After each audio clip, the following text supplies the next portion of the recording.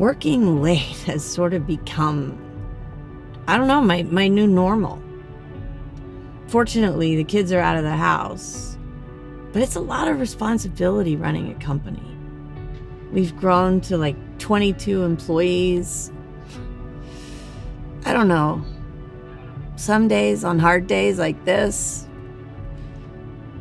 and I'm exhausted. I just want out. But you know, it's funny, I can't say the word out without thinking about a time like probably 20 years ago now. And my son was about 18 months old and he was in the back seat. And I was driving him to my mother's because I had to be away for the weekend, and she lives about 4 hours away. And so we were not even out of Los Angeles. We're on the freeway, and my son just starts crying in the back seat. Crying, like wailing. And I'm like, buddy, what is it? What's going on? What's wrong? He's just crying and crying. So I think, oh, hey, there's toys and snacks back here. There's lots of stuff. I'm throwing things. I didn't know what to do. I turned on the radio. I start singing. The wheels in my mind go round and round. Hey, you doing okay back there, buddy? Nothing helped. Crying at the top of his lungs. Out, mommy, out. I want out. I say, buddy, what can I do? I mean, there's nowhere for me to get off. There's no exit ramp. There's no shoulder to pull on. I'm on this crazy busy freeway in Los Angeles. So I see this little stretch on the right, and I carefully have to pull over. And I get right on this little shoulder, and the cars are whizzing by like 75 miles an hour. And I just want to pull my hair out. But instead, I say, buddy, and then probably out of desperation, I just climb in the back seat and I take his little hand in mine and I say, buddy, I can't get you out. It's not safe. But I'm just going to sit right here with you. And it was in that moment as though I just heard God, I sensed God say the same thing to me about so many times in my life where I'm just crying to get out. And he says, hey, you're right where you're supposed to be. I'm not going to get you out, but I'm going to sit right there with you.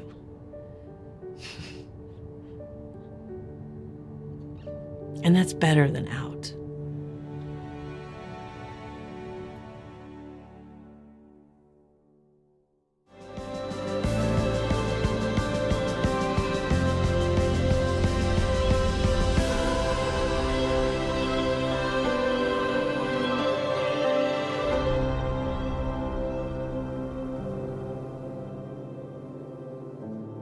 About 10 years ago, my husband and I decided to plant a church. Well, let me say, the Lord told my husband that we needed to plant a church, and I came on board eventually. It was a tough decision, but we knew that's really what God was calling us to do. And I remember thinking and praying and brainstorming and praying and debating and praying about the name of our church. And my husband was convinced. He was like, the Lord is telling me we need to call this church One. And it was based on a prayer that Jesus prays in John chapter 17, where he says to God, the Father, I want these people to be one the way you and I are one. And so unity and transparency and community, these became the themes in our church as we planted and built our little community of faith. So we were all excited because we had kind of this rainbow mentality. We're going to have this perfect church where everyone's honest and they love each other. We're going to be like the Acts church. And as people started to come to us, we realized that there were some deep trust issues that people had that we had to deal with before we could get to any kind of transparency. And a lot of those trust issues came because they had been hurt by people in authority, specifically in the church.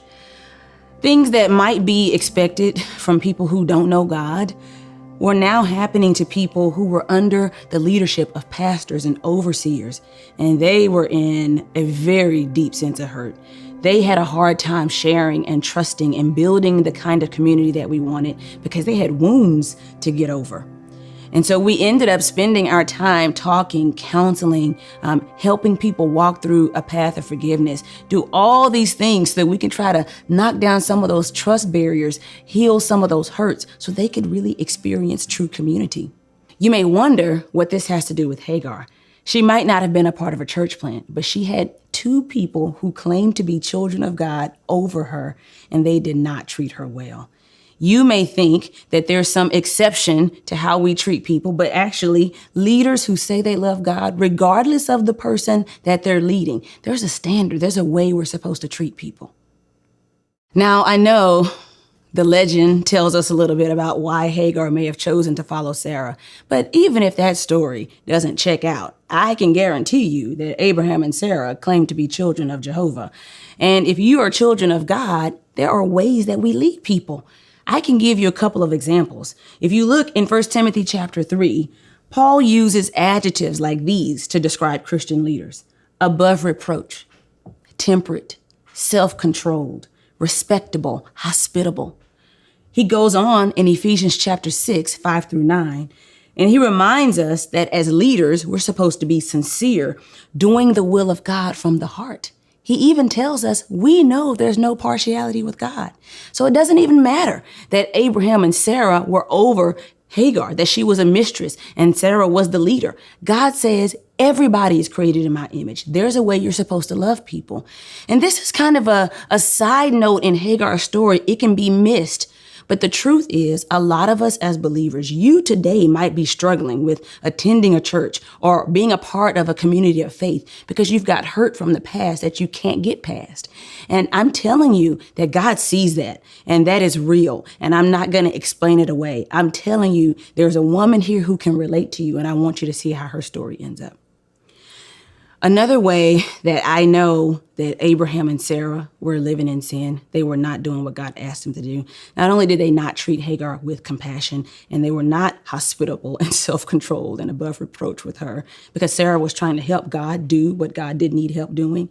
So they already violated all of those things, but they also violated God's order, the way things get done. You know what we see in this story? We see an overbearing woman leading a passive man. Does that sound familiar? Well, Genesis chapter 3, it's the first story in the Bible. We see Eve, who thought she knew what was best, leading a passive man. Adam, who was there and had instruction but didn't speak up.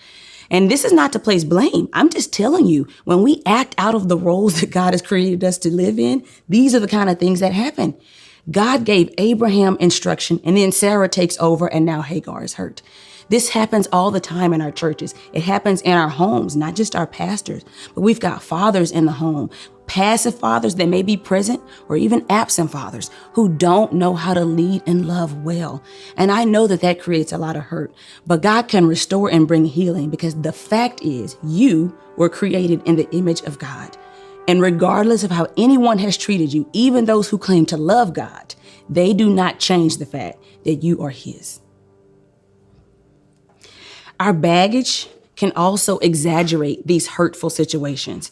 So if you've had a bad experience and you already have a rough history with that, it can just make things worse. And the enemy will use it to immobilize you. He will use it to keep you frozen and not be able to carry out what God has planned for you. I told you already that God is our hope and God is our purpose, but guess what? He's also our healer. Psalm 147:3 says this: He heals the brokenhearted and He binds up their wounds. He heals the brokenhearted and He binds up their wounds. Psalm 34:18 tells us the Lord is near. He's close to the brokenhearted and He saves the crushed in spirit. I'm telling you that when your heart is broken, God understands the heavy things that weigh you down and He rushes in to heal that hurt. He understands all of the unique situations that you think no one will ever understand. You can't explain it to anyone else. There are things you've never told anybody, and God knows it's breaking your heart behind the scenes of this life that you've created, and He is ready to heal it. He wants to come in, find where your spirit is crushed, and fix it. So ladies, yes, deal with your emotions and be honest with it, but you've also got to open yourself up to healing because God can do it. He specializes in taking those that are weak and broken and can't figure out life, and he puts it together for you.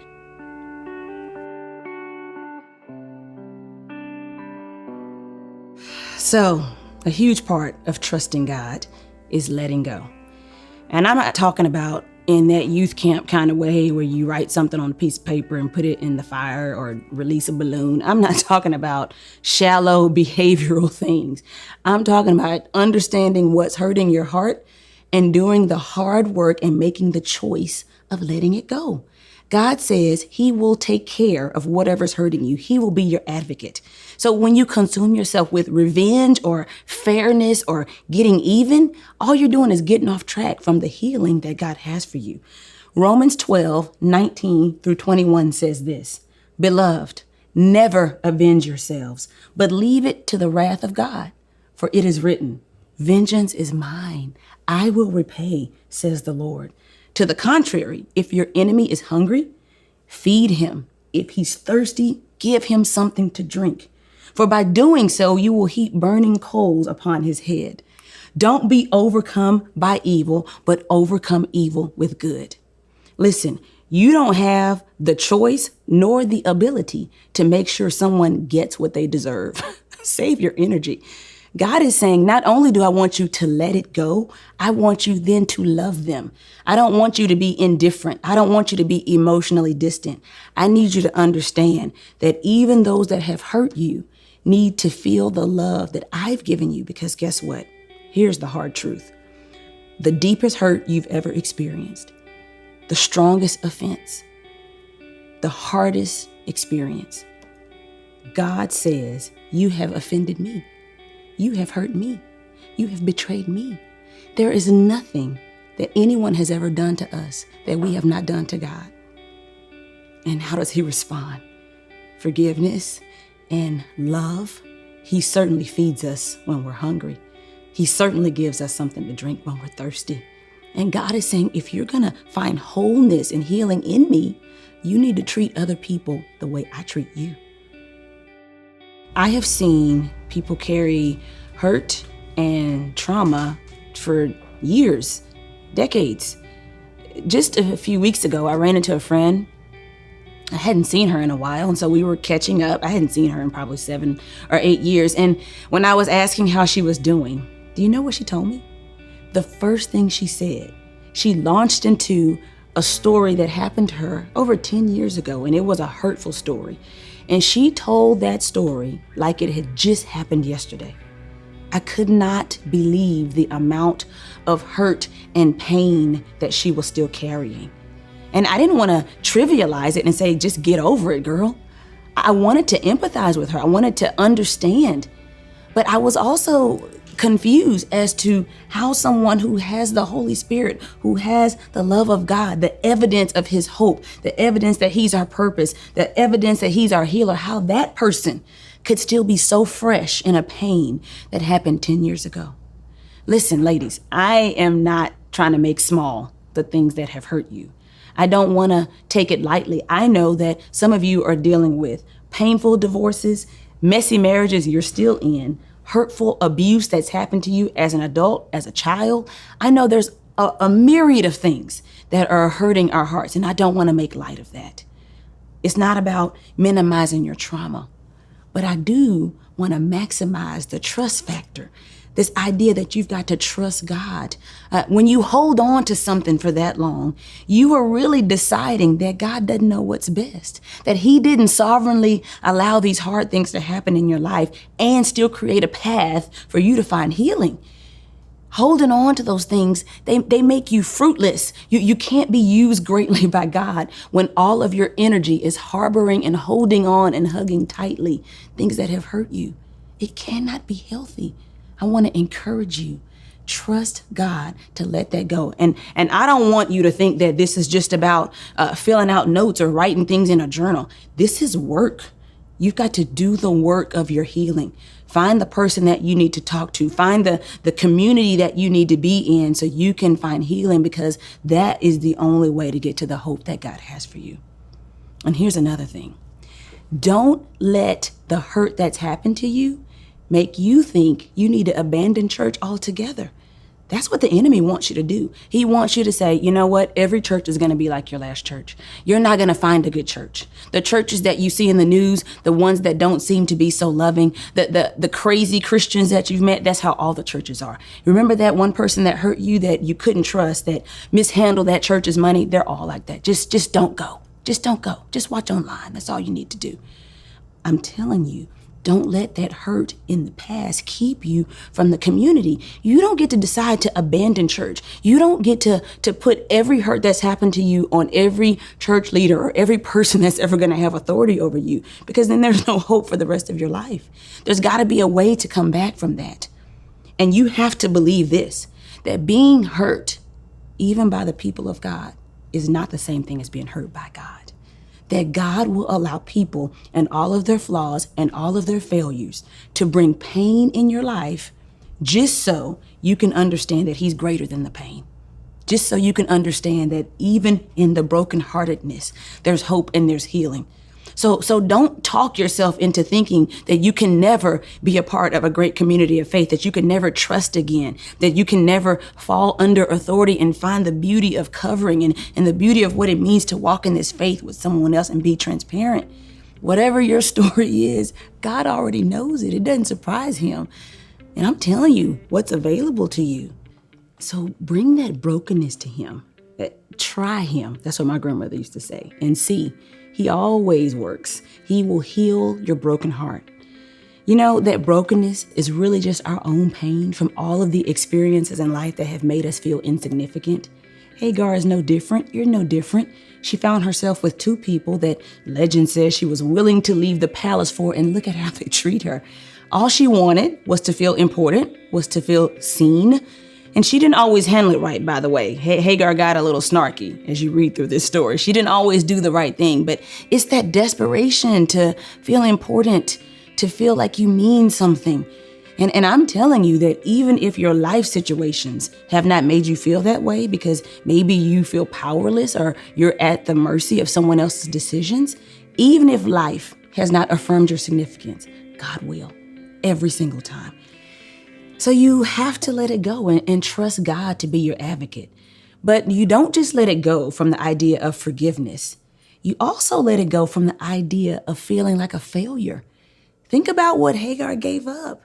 She potentially gave up being a princess and a palace and a life of luxury to follow these people that said they loved God so she could be a servant. And then they didn't even treat her like they loved God. She gave up a lot to make a decision that she thought was being driven by this God that she had seen perform a miracle. Maybe today you feel like you've given up a lot. You've made that courageous decision, and now look where you are. God, is this what you had for me? Maybe I failed. Maybe this wasn't what God was telling me. Don't let that stop you from the next time God asks you to step out on faith. Just because you've made a faith decision, just because you took a chance and made a big move and those people didn't handle it right, or that situation didn't work out exactly as you thought it would, don't let that stop you, because he's going to ask you again, and he knows exactly what he's doing. And maybe you haven't seen it yet.